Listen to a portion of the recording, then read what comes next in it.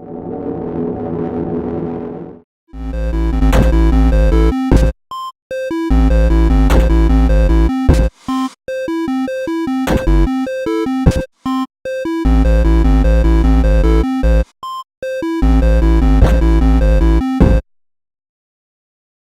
up, nerds?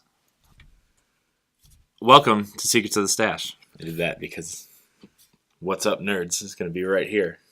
Right? Mm-hmm. Right. I'm Corey, and this is my buddy Cameron. Sometimes Cameron says crazy things about movies that we just don't understand because we're gamers. Although most of these questions I do understand. So, anyways. This week's question, Cameron. Why do you feel that movie studios make every franchise into a cinematic universe? Every movie studio? That's what he said? I'm just reading the question. I feel like there's only 3 people who are doing that, so I really don't know where you're pulling from there. Yeah, Disney Marvel's doing it. They've been doing it for several years, like a decade now, really. And then, yeah, DC's going to start doing it now, too. And then, the studio I can think of that's doing that is Sony, where they're talking about doing the whole Ghostbusters and 21 Jump Street like tie-in or whatever. That's it. So, I mean, I guess X-Men does it.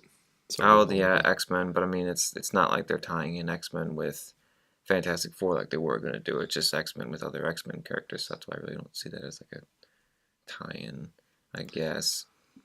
But I don't know, I seriously think it's just because of that. Hollywood's always going to be a fucking business, so they're going to try the best they can to expand the business to make more money. So Marvel did so well with the cinematic universe, now everyone else is trying to copy it. That's pretty much just, that's the truth, the hard truth of it.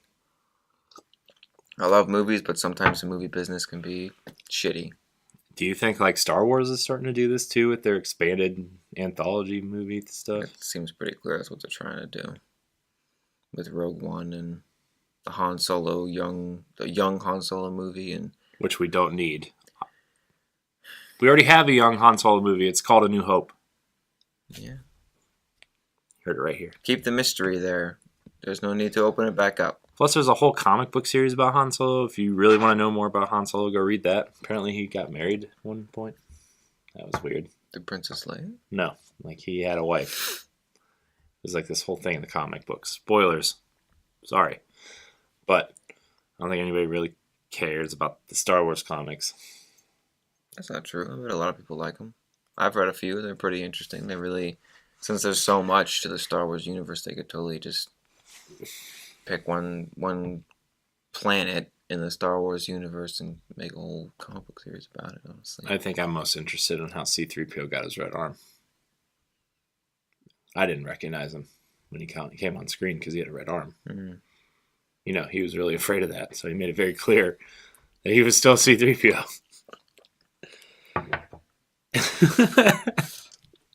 Anyways, back to the question. Do you think cinematic universes are good ideas?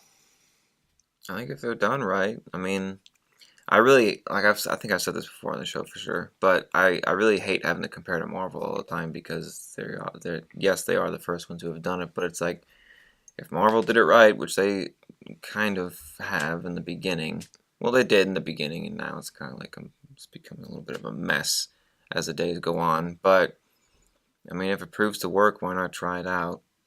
Besides, I've said that before too, but I have much more faith in DC-ish because I like movies being more dramatic, because then it gives you the opportunity to take it more seriously, rather than it being like Ant-Man, where it's family friendly, and it felt like. What's funny is I was watching Ant-Man the other day, and it really felt like an 80s movie, actually. The way it ended and certain things that happened in it. Where it's oh, there's a pet, gigantic fucking ant under the table, and everyone's laughing and giggling, and all they needed was, at the end of that movie, was a freeze frame, and it was pretty much it would be a 80s movie. It's clearly a sequel to Honey, I Shrunk the Kids. I was actually just going to say that. Oh.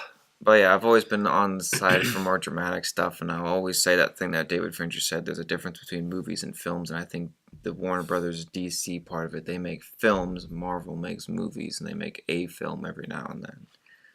Yeah, I was listening to something the other day.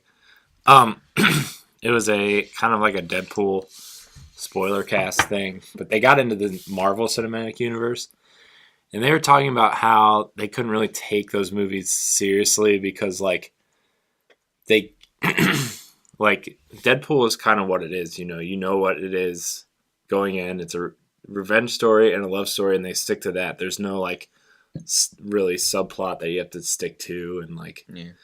Whereas they brought up Captain America Winter Soldier, which I actually thought they had some good points. Like he's supposed to be this man lost in time because, I mean, but in like the first like 15 minutes of that movie, they show that, but towards the end, it's just this big action movie character, and they don't really harken back to that. He's a man out of time trying to figure out what's morally right and what's morally wrong. Stuff like that. And like that's like a subplot that kind of got lost in the Marvel Cinematic Universe. And like that's kind of Marvel makes these movies that are big spectacles and stuff. Not that I don't enjoy them, but like there's a lot of like lost storytelling and a lot of lost like plot points that they want you to care about, but then like they're instantly forgettable because of this big spectacle they're creating. Like, and they also talk about Iron Man 3, where like he's supposed to be suffering from like a sort of PTSD, and like the kid shows him that picture, or is like talking about the Battle of New York or whatever from the first Avengers movie. And then at the very end of the movie, him and his army of suits are like creating this war zone. Yeah, that's true. So like, where's that subplot too? I kind of almost want to go back to Ant-Man too. Kind of feel like Ant-Man loses that, where it's like he's supposed to, in the past he was like a thief and a robber, and then he's trying to be good with his daughter. Then at the end he kind of turns like this unlikely action hero out of the blue, and it's kind of like, all right, yeah, I don't know. What this whole thing was based on the cinematic universe thing, right? Yeah. All right, I think it's fine. If it works out, it works out. If not, then we have other movies to look back on. I was just saying, like, the way Marvel did it at first was good, but like you said, they were kind of lost their way, and I was just trying to point out, like, these movies are becoming spectacles and they're losing the subplots that they're trying to tell in the individual movies, and kind of just, like, setting up what's going to be next type deal. Yeah, they continue to do that, which is kind of bumming me out, because I don't like when they do that. When it's like Avengers 2, the entirety of Avengers 2 is that, and it really bums me out when they do shit like that. Yeah. Well, we're going to wrap up this episode of Secrets of the Stache. Remember, you can find all of our content on digitalnerdadvocates.com. You can find it right here on our YouTube page. Please like, subscribe, and share. Leave a comment below. Let us know what you want to hear on the next Secrets of the Stache. And until next week, we're done. We've got 3 minutes. I wanted to see